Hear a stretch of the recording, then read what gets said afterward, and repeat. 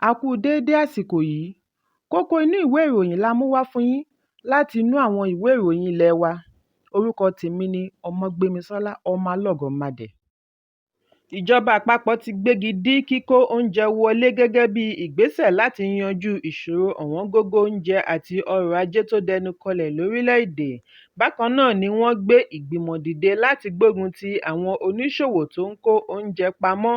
Lára ìgbìmọ̀ ọ̀hún láti rí National Security Adviser, adarí gbogbogbò fún àjọ ọ̀tẹlẹ̀múyẹ́ DSS àti ọ̀gá ọlọ́pàá yányán.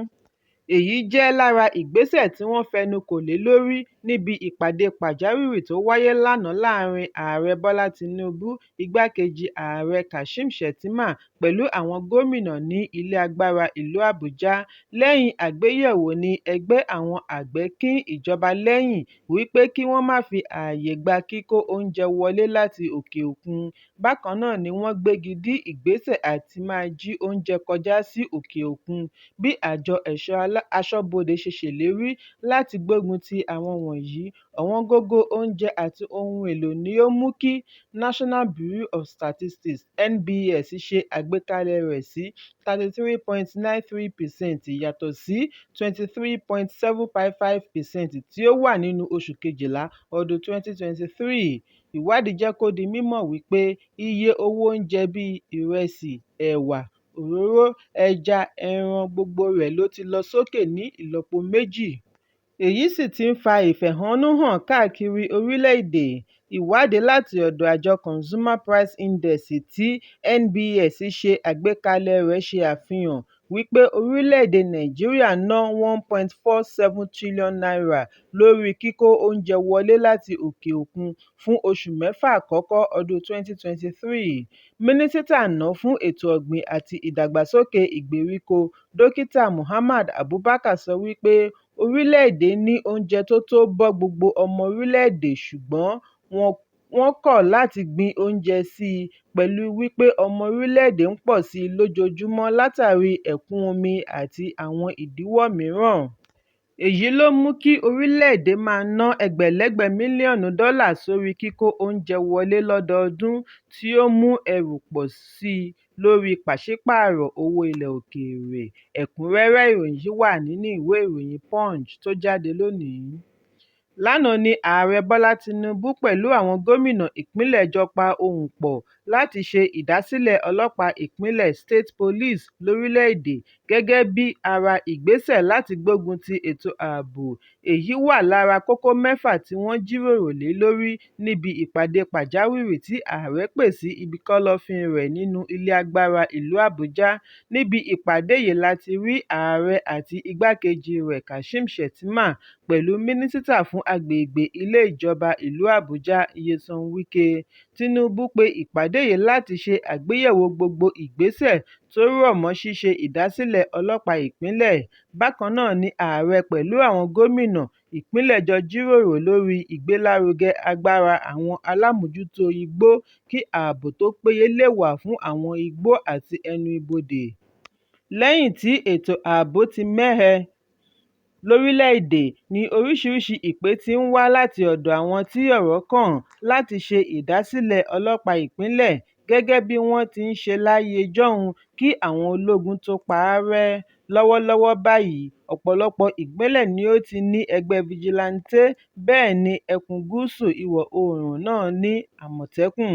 Lára àwọn gómìnà tí ó wà níbi ìpàdé ọ̀hún láti rí gómìnà ìpínlẹ̀ Èkìtì, Delta, Borno, Èkó, Kwara, Nasarawa, Edo, Yobe, Anambra, Akwa Ibom, Abia, Plateau, Kaduna, Sokoto, Niger, Ogun àti Enugu. Bákan náà ni Ààrẹ Tinubu sọ fún wọn wípé ìjọba àpapọ̀ yóò ṣiṣẹ́ papọ̀ pẹ̀lú wọn àti ilé ìgbìmọ̀ láti ṣe ìdásílẹ̀ ọlọ́pàá ìpínlẹ̀ yàtọ̀ sí fìjìláńtè nìkan tí àwọn ìpínlẹ̀ kọ̀ọ̀kan ń lò. Ààrẹ wá ké sí àwọn gómìnà láti ṣe ìgbélárugẹ ohun ọ̀sìn lọ́pọ̀ yanturu, pàápàá jùlọ ọ̀sìn adìyẹ àti ẹja. Bákan náà ni ó rọ àwọn gómìnà kí wọ́n rí i dájú wípé wọ́n ń san owó oṣù àwọn òṣìṣẹ́ àti òṣìṣẹ́fẹ̀yìntì lásìkò, pẹ̀lú wípé ní báyìí tí ìpínlẹ̀ ti ń gba owó lóṣooṣù láti FAAC ààrẹ ní kí wọ́n ṣètò àǹfààní ọrọ̀ ajé fún àwọn ọ̀dọ́ kí wọ́n sì gbógun ti àwọn tó ń kó oúnjẹ pamọ́ láàrin ìpínlẹ̀. Tinubu ní wọ́n gbọ́dọ̀ gbé ìgbésẹ̀ oníkánmọ́nkánmọ́ láti tètè yanjú gbogbo kókó tí wọ́n sọ̀rọ̀ lé lórí, pàápàá jùlọ ti ìdásílẹ̀ ọlọ́pàá ìpínlẹ̀. Ó ní àwọn ti gbọ́ nípa àwọn tó ń tọ́jú oúnjẹ pamọ́ ní ìpínlẹ̀ Kánò lóníjàǹtìrẹrẹ sínú ilé ìkẹ́rùsí warehouse kí NSA, ọ̀gá ọlọ́pàá yányán, àjọ ọ̀tẹlẹ̀múyẹ́ DSS ṣiṣẹ́ papọ̀ láti rí i wípé wọ́n ṣe ọ̀ríkínniwí àwọn ilé ìkẹ́rùsí pẹ̀lú ìgbésẹ̀.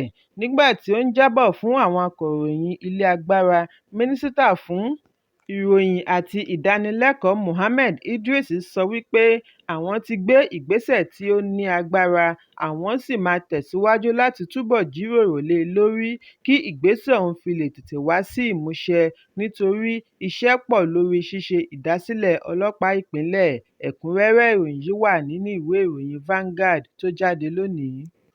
Alága ìjọba ìbílẹ̀ ìdàgbàsókè Kánsù Ìkòyí Ọbalẹ́ndé LCDA ní ìpínlẹ̀ Èkó, Ọ̀gbẹ́ni Fuad Àtàndá Lawal ti bu ọwọ́ lu ìlọ́po méjì àlékún owó oṣù àwọn dókítà tí wọ́n ń ṣiṣẹ́ ní gbogbo ilé-ìwòsàn kéréje Primary Health Center PHC ní agbègbè Kánsù.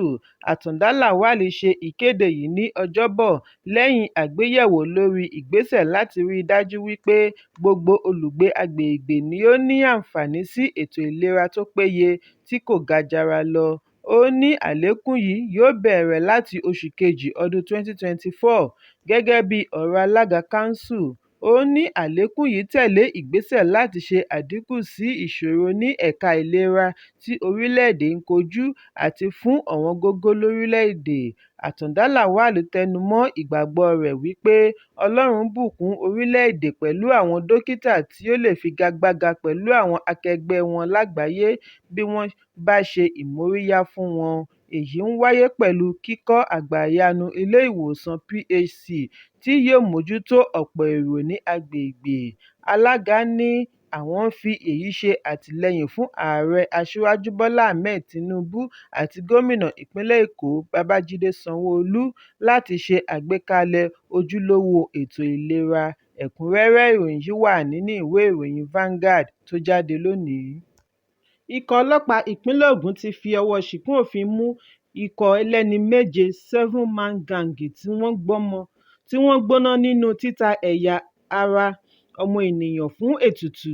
Kọmíṣánná ọlọ́pàá Abíọ́dún Alámùtù sọ wípé ọkàn ọmọ ènìyàn pẹ̀lú garawa méjì tí ó kún fún ẹ̀yà ara wà lára àwọn ohun tí wọ́n rí gbà gẹ́gẹ́ bí ẹ̀rí ẹ́síbíìtì láti ọ̀dọ̀ àwọn afurasí.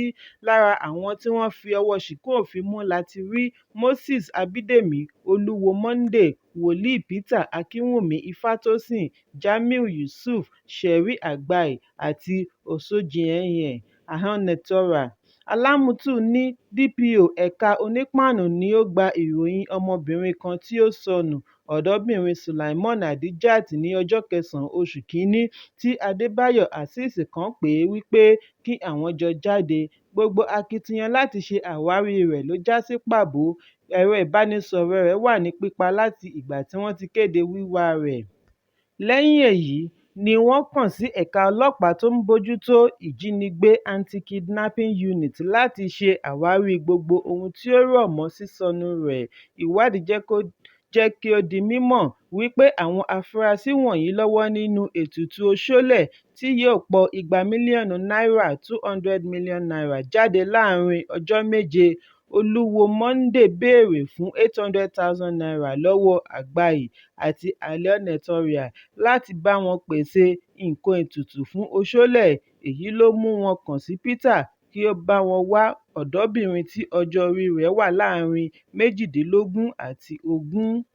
Lẹ́yìn tí Àgbàì àti ìkejì rẹ̀ gba 800,000 naira ni wọ́n rìnrìn àjò padà lọ sí ìpínlẹ̀ Edo tí wọ́n fi ṣebùgbé. Wàhálà bẹ́ sílẹ̀ lẹ́yìn tí ètùtù kọ̀ láti pọ̀ igba mílíọ̀nù náírà lẹ́yìn ọjọ́ méje. Lẹ́yìn-ò-rẹyìn, ọwọ́ tó gbogbo wọn, wọ́n sì jẹ́wọ́ ipa tí olúkúlùkù wọn kó. Ẹ̀kúnrẹ́rẹ́ ìròyìn yìí wà nínú ìwé ìròyìn Vanguard tó jáde lónìí. Àjọ tó ń dáàbò bo ẹ̀tọ́ ará ìlú Federal Competition and Consumer Protection Commission (FCCPC) ti gbé èdìdì sí ẹnu ọ̀nà Sahad Store, gbajúgbajà ilé ìtajà ní agbègbè Garki, ìlú Àbújá. Wọ́n fi ẹ̀sùn kan àwọn alámòójútó ibi ìtajà yìí wípé wọ́n ń yan oníbàárà jẹ látàrí bí wọ́n ṣe ń ta ọjà wọn ní iye tí ó yàtọ̀ sí iye tí wọ́n lẹ̀ mọ́ lára lórí àtẹ. Ìgbésẹ̀ yìí wáyé láì tíì pé wákàtí 24 tí Ààrẹ Bọ́lá Tinubu ṣe àfihàn ìgbésẹ̀ láti gbógun ti gbogbo ohun tí ó ń fa ọ̀wọ́ngógó oúnjẹ. Adelé igbákejì alága FCCPC Adamu Ahmed Abdullahi ni ó darí ikọ̀, bí ó ti sọ fún àwọn akọ̀ròyìn wípé ìwádìí lérèfé fìdí ẹ̀ múlẹ̀ wípé àwọn alámòójútó ilé ìtajà ń yan àwọn oníbàárà jẹ. Ó ní ilé ìtajà ọ̀hún yóò wà ní títì pa títí wọ́n máa fi parí ìwádìí. Ẹ̀kúnrẹ́rẹ́ ìròyìn yìí wà nínú ìwé ìròyìn Daily Post tó jáde lónìí. 50 kìlógíráàmù àpò símẹ́ǹtì kan ni a gbọ́ wípé ó ti wà láàárín Náírà 10,000 àti Náírà 15,000 ní agbègbè ilé ìjọba ìlú Àbújá. Ìwádìí ọjà tí ó wáyé ní ọjọ́ Ẹtì ní Gwarinpa, Area 10, Kubwa, Lugbe àti Dawaki ṣe àfihàn wípé 50 kìlógíráàmù símẹ́ǹtì Dangote ti wà ní 10,000 nígbà tí BUA wà ní 15,000. Oníṣòwò kan ní Gwarinpa, Yínká Adébáyọ̀ fìdí iye yìí múlẹ̀. Ó ní òun ta báàgì símẹ́ǹtì ní 6,000 náírà nínú oṣù Kínní ọdún 2023. Símẹ́ǹtì yìí kan náà ni òun tà ní 5,500 (5,500 sí 6,000 naira) nínú oṣù tí ó kọjá. Ẹlòmíràn tí orúkọ rẹ̀ ń jẹ́ Rukiyat Abdullahi, oníṣòwò ní Kubwa, ní 10,200 naira ní símẹ́ǹtì Dangote nígbà tí BUA jẹ́ 16,000 naira. Bákan náà ní Lugbe. Bẹ́ẹ̀ ni Mínísítà fún Ilé àti Ìdàgbàsókè Ìgbèríko Musa Dangiwa kérora lórí bí owó símẹ́ǹtì ṣe fò lọ sókè lálálá pẹ̀lú àwọn ohun èlò ìkọ́lé mìíràn lórílẹ̀-èdè. Ó ní èyí kò ṣe ìtẹ́wọ́gbà rárá kí wọ́n má dá ẹ̀bi ru pàṣípààrọ̀ owó ilẹ̀ òkèèrè. Bí a kò bá gbàgbé wípé bí oṣù 5 sẹ́yìn ni àjọ ẹgbẹ́ àwọn olùpèsè símẹ́ǹtì kọ̀rọ̀ ojú sí ìjọba àpapọ̀ bí ó ṣe gbèrò láti ṣe iṣẹ́ ojúnà. Wọ́n ní èyí yóò ṣe àlékún owó símẹ́ǹtì sí 9,000 báàgì kan. Ìgbésẹ̀ yìí ń wáyé láàárín ìkéde National Bureau of Statistics bí wọ́n ṣe kéde iye ọ̀wọ́ngógó tuntun. Ẹ̀kúnrẹ́rẹ́ ìròyìn yìí wà nínú ìwé ìròyìn Daily Post tó jáde lónìí. Kókó ní ìwé ìròyìn àsìkò yìí kò ní jù báyìí lọ. Ẹ pàdé mi ní ìrọ̀lẹ́ fún àkọ́tun. Kí a tó lọ, ẹ má ṣaláì fi àríwísí yín ránṣẹ́, ìyẹn comment, kí ẹ sì bá wa subscribe sójúnà wa lórí YouTube kí Kókó ní ìwé ìròyìn lè máa tẹ̀ yín lọ́wọ́ ní kíákíá.